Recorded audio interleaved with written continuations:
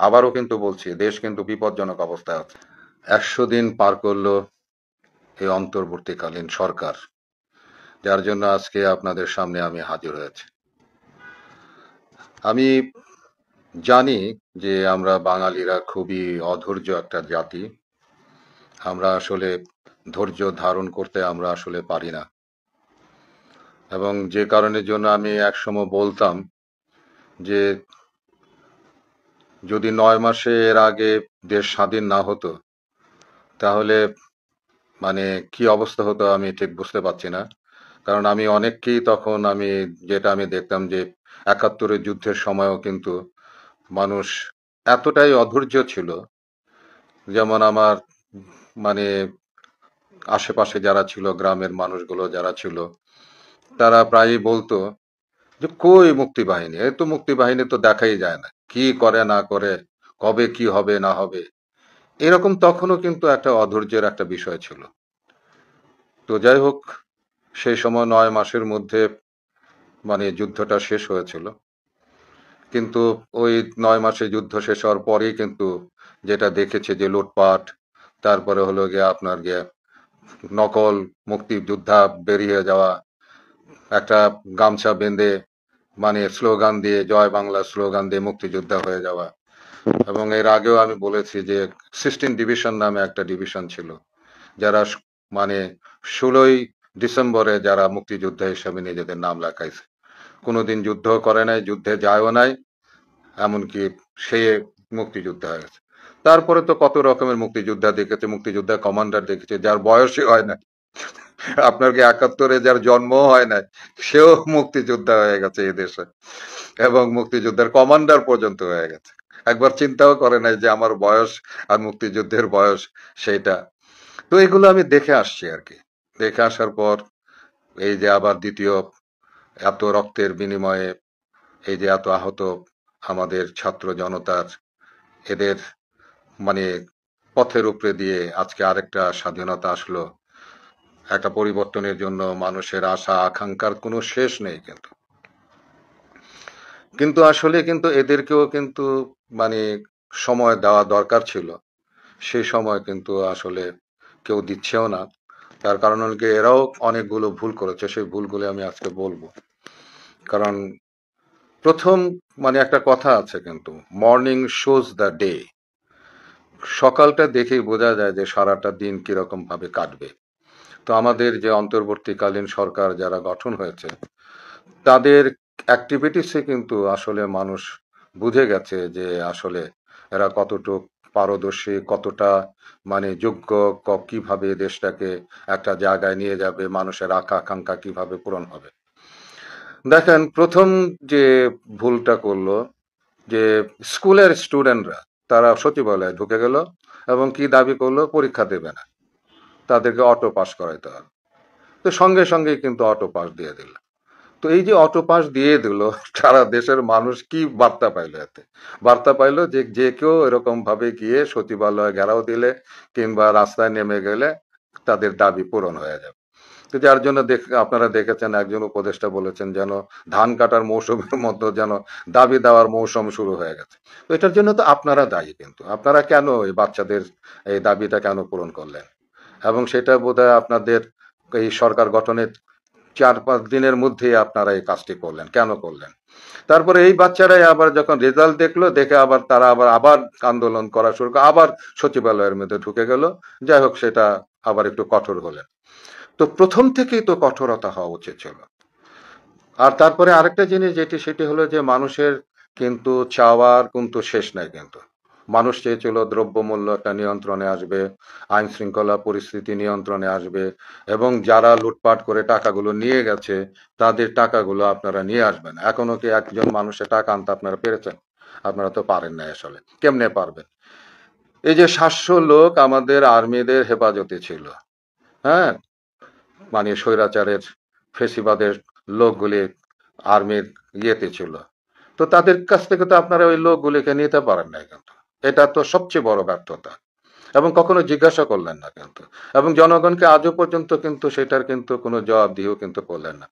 ওই লোকগুলো যদি আজকে অ্যারেস্ট হতো, আজকে যদি আপনাদের হাতে থাকতো, তাহলে তো তারা যে দেশে টাকাগুলো রেখেছে তার পাসওয়ার্ড, তার ব্যাংক অ্যাকাউন্ট নাম্বার টাম্বার তার কাছে ছিল। আপনারা সেই টাকাগুলো খুব সহজেই কিন্তু বাংলাদেশে নিয়ে আসতে পারতেন, এবং এই যে আনতেন যদি, তাহলে মানুষের যে খুশি হতো, মানুষ যে আনন্দিত হতো, সেই আনন্দ কিন্তু আপনারা দিতে পারলেন না। কেন পারলেন না সেটা আপনারাই ভালো জানেন। কারণ আমাদের আর্মির সঙ্গে আপনারা কি করেছেন সেটা আপনাদের ব্যাপার, আমরা তো আর সাধারণ মানুষ এগুলো জানি না। কেন তাদেরকে ছেড়ে দেওয়া হলো, তারা কিভাবে আবার দেশ থেকে চলে গেল, এগুলোর জবাবদিহিতা কিন্তু কেউ কিন্তু করে নাই কিন্তু। আবার আমার তো মনে হয় যে এখনো বোধহয় অনেকেই বোধহয় ভাবেই ছুপে আছে আমার যা মনে হচ্ছে, সেগুলো কিন্তু আপনারা কিন্তু করতে পারছেন না কিন্তু।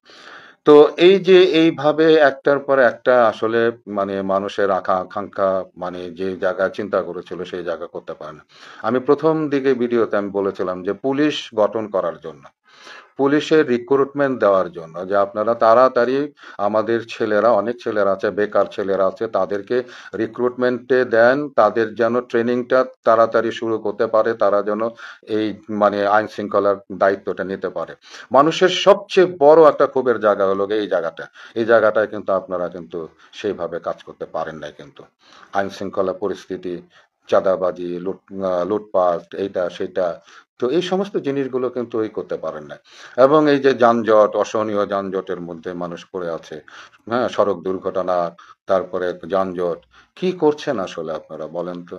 আপনারা এদিকে তো কোনো নজর সেইভাবে যেভাবে দেওয়া উচিত ছিল। কারণ হলো গিয়ে ফ্যাসিবাদের সময় মানুষ যে কষ্টগুলো করেছে, সেই কষ্ট যদি আপনাদের সময়ও করে, তাহলে আপনাদেরকে কেন তারা সহ্য করবে বলেন তো? এমনিতেই তো আমরা বাঙালি জাতি, অত্যন্ত আমরা অধৈর্যশীল জাতি। সেই জায়গায় আপনারা যদি এগুলো না করতে পারেন, তাহলে আপনাদেরকে কেন তারা সহ্য করবে? পাশাপাশি যে বিতর্কিত যে কাজগুলো করছেন আপনারা, বিতর্কিত কাজগুলো, আজকে সমন্বয়করা যারা সামনে থেকে যারা এই আন্দোলনকে এগিয়ে নিয়ে গেছে, তারা পর্যন্ত আজকে আপনাদের সড়কে নেমে আপনাদের বিরুদ্ধে মানে ইয়ে নালিশ তুলছে, তো আপনাদেরকে সতর্ক করছে, আপনাদেরকে আলটিমেটাম দিচ্ছে। কেন এগুলো দিতে হচ্ছে কেন?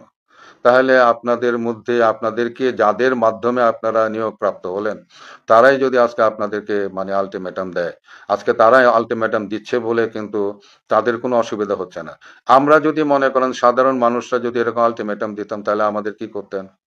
তো এই যে জিনিসগুলো, তাহলে আপনাদের মধ্যে তো আপনাদের সমন্বয়কদের এবং আপনাদের মধ্যে যদি সেই সমন্বয় যদি না হয়, তাহলে এই যে 100 দিন আপনারা পার করলেন, আমরা তো দৃশ্যতভাবে মানে যেটি সবচেয়ে প্রয়োজনীয় যে কাজগুলো, সেগুলো কিন্তু আপনারা কিন্তু করলেন না কিন্তু। হ্যাঁ, আপনারা মানুষকে মানে আশার জায়গাটা কিন্তু তৈরি করতে পারলেন না কিন্তু, এই 100 দিনের মধ্যে আসার কোনো জায়গা কিন্তু আপনারা তৈরি করতে পারলেন না।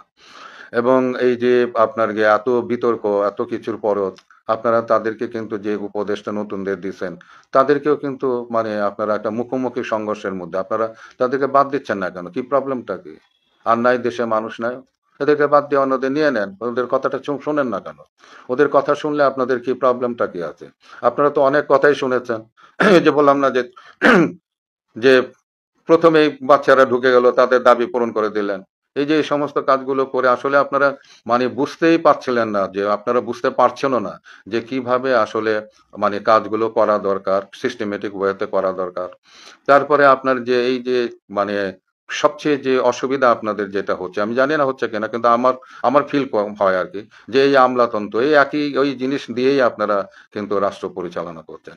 ওরা যা বলতেছে আপনারা তাই করছেন আসলে।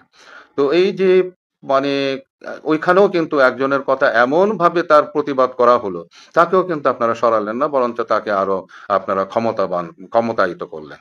হ্যাঁ, তো এই যে এই জিনিসগুলো, তার মানে কি আপনারা সমন্বয়কদের সঙ্গে, দেশের মানুষের সঙ্গে, এবং যারা একটা সময় অ্যাক্টিভিস্ট ছিল বিদেশ থেকে, যারা আমাদের এই আন্দোলনকে এগিয়ে নেওয়ার জন্য মানে প্রচুর কথাবার্তা বলেছে, আমাদের দেশের মানুষগুলোকে মোটিভেট করেছে, তারা যে এই যে এই লোকটির কথা যে বলেছে, আল ইমাম সাহেবের কথা বলেছে, আপনারা তো তাকে বাদ দিলেই নেই না, বরঞ্চ আরো তাকে উপদেষ্টা বানায়, তারপরে আরো তাকে এই বললেন।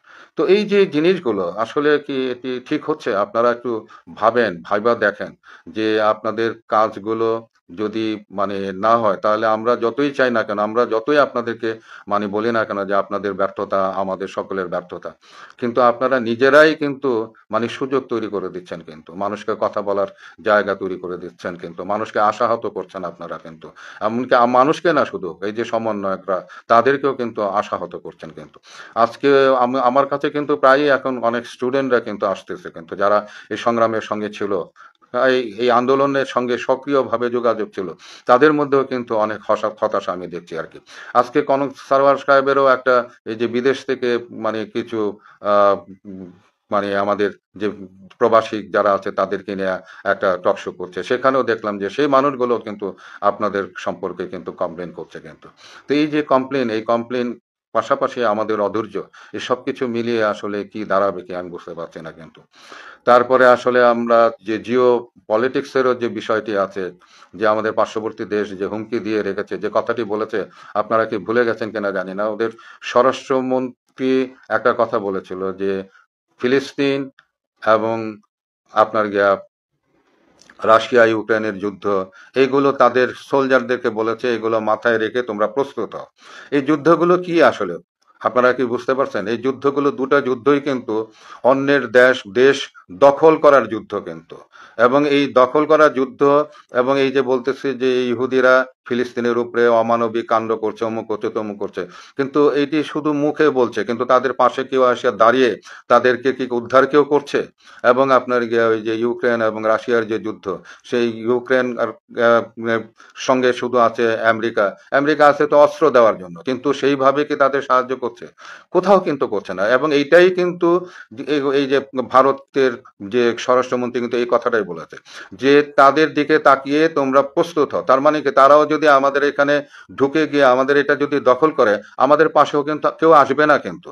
তো সেই জায়গায় আপনাদের যে পরিকল্পনা, আমি তো আমার তো অন্তত এটাও হওয়া উচিত ছিল, আপনারা এই সময় আমাদেরকে রিক্রুট করতেন বা না করতেন, অন্তত একটা ডিক্লারেশন দেওয়া উচিত ছিল যে দেশের সকল মানুষকেই মানে আপনার যে সৈনিকের ট্রেনিং দিতে হবে, প্রত্যেকটা মানুষ। কারণ আমাদের দেশটা যেহেতু ছোট, আমরা যেহেতু ইন্ডিয়ার মানে পেটের মধ্যে আছি, আমাদের কিন্তু এই জায়গায় যদি আমরা সকলে মিলে যদি আমরা যদি মানে বাধ্যতামূলক যদি আমরা আর্মি ট্রেনিং যদি আমরা না নেই, তাহলে কিন্তু এই দেশের জন্য পরিণতি কিন্তু খুব খারাপ হতে পারে কিন্তু। কারণ যে কোনো সময় যে কোনো দেশে কিন্তু যে কোনো বড় রাষ্ট্র কিন্তু এখন ঢুকে যেতে পারে। তার কারণ হলো গিয়ে যে জাতিসংঘ কোনো মানে প্রমাণ রাখতে পারছে না যে এরকম ভাবে এই অন্যায়ের প্রতিবাদ করার জন্য, একটা দেশের পাশে এসে দাঁড়ানোর জন্য তাদের কোনো রকমের শক্তির সামর্থ্য কিন্তু তাদের কিন্তু নাই। তারা কি করে, ওই যে আফ্রিকার এই যে ওই সমস্ত দেশগুলোতে তাদের জাতিসংঘের সোলজার পাঠায়, কিন্তু এই যে যারা বড় বড় যারা আছে তাদের বিরুদ্ধে কথা বলা ছাড়া আর কোনো কিছু কি করতে পারছে? তো এইগুলো তো আমাদের মাথায় রাখা উচিত। ইন্ডিয়া তো একটা আসলে অনেক বড় দেশ কিন্তু।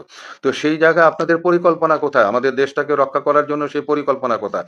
আমার এই যে পুলিশের যে নিয়োগ প্রাপ্তির যে বিষয়টি, সেটি কোথায়? এগুলো যতক্ষণ পর্যন্ত পুলিশের সমস্যাটা সমাধান না করতে পারবেন, ততক্ষণ পর্যন্ত কিন্তু আইন শৃঙ্খলা পরিস্থিতি, সড়কের শৃঙ্খলা, এই সমস্ত কিছু কিন্তু কোনো কিছুই আপনারা করতে পারবেন না।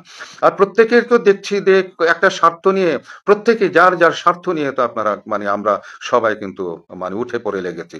এর ওই স্বার্থ, ওর অমুক স্বার্থ, কিন্তু সার্বিকভাবে দেশটা যে আজকে বিপজ্জনক অবস্থা আছে, এটা তো কারো মাথা ব্যথা আছে বলে আমার মনে হচ্ছে না কিন্তু। তো যাই হোক, মানে আমি আমার আসলে, আমি আবারও বলছি, আমি আসলে আর 66 ইয়ার্স আমার হয়ে গেছে, আমি আর কয়েকদিন বাঁচবো, কিন্তু আমার দুঃখ নিয়ে হয়তো আমার পৃথিবী থেকে আমার হয়তো যেতে হতে পারে। কারণ হলো গিয়ে যে আমি এই এই যে এত রক্তের বিনিময়ে, এই এত আহতের বিনিময়ে আবার নতুন করে একটা সংগ্রামের মাধ্যমে মানে একটা পরিবর্তন, একটা আশা আকাঙ্ক্ষা আমরা করেছিলাম, সেই আশা আকাঙ্ক্ষা আসলে পূরণ হবে কিনা, এটাই এখন একটা সন্দেহের বিষয়। এবং পাশাপাশি শত্রুদের হাত থেকে আমরা রক্ষা পাবো কিনা, এটাও একটা বড় প্রশ্নের বিষয় আছে।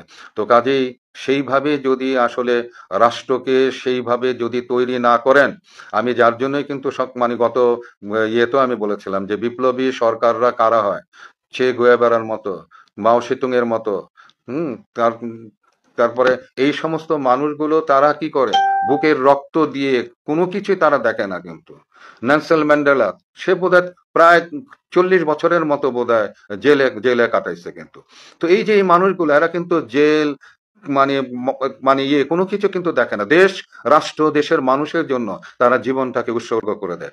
আমি জানি না যে যাদেরকে আমাদের এই মানে সমন্বয়করা যারা মানে আপনাদেরকে বসিয়েছে, তারা কয়জন এমন আছেন যে আপনাদের বুক পেতে দেবেন দেশের জন্য, দেশের মানুষের জন্য।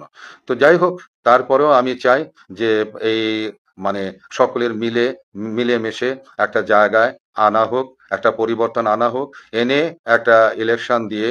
এবং আমি বলবো, সকল মানুষকে বলবো যে আপনারা মানে শুধু স্বার্থ দেখেন না। স্বার্থ তো হলো সেটা আমার, আমি কিন্তু আবারও বলছে কিন্তু আপনি আমি যদি ফিলিস্তিনের মতো অবস্থা হয়ে যায়, কি হবে আপনার টাকা আর পয়সা দিয়ে? আপনার টাকা দিয়ে, পয়সা দিয়ে, আপনার স্বার্থ দিয়ে কি করতে পারবেন আপনি? যদি আমরা যদি ফিলিস্তিনিদের মতো হয়ে যায়, আমাদের অবস্থা যদি ফিলিস্তিন হয়ে যায়, তো এইটা আগে চিন্তা করেন। দেশকে রক্ষা করার জন্য যে জিনিসগুলো দরকার সেগুলো আগে করেন।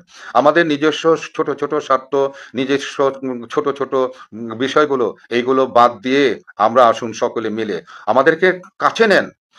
আমি এই অন্তর্বর্তী সরকারকে আমি বলবো, আমাদেরকে কাছে নেওয়ার জন্য যে কাজগুলো, সেগুলো কিন্তু আপনারা করছেন না। কিন্তু আমাদের জনগণের কোনো রকমের কোনো মানে কথা আপনারা কিন্তু শুনছেন না। কিন্তু আমাদেরকে কোনো কিছু জানাচ্ছেনও না কিন্তু আপনারা।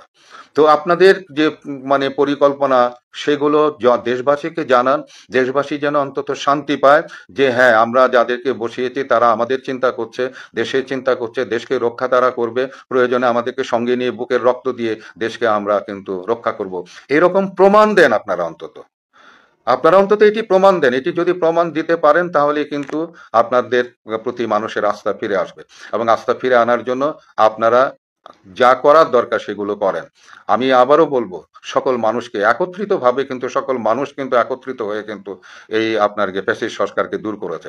এখন এদেরকে বাদ দিয়ে আপনারা শুধু কাজ করলে কিন্তু আপনারা এই দেশটাকে ঠিক করতে পারবেন না। কিন্তু আমাদের সকলকে নিয়ে কিন্তু আপনাদের কাজ করতে হবে।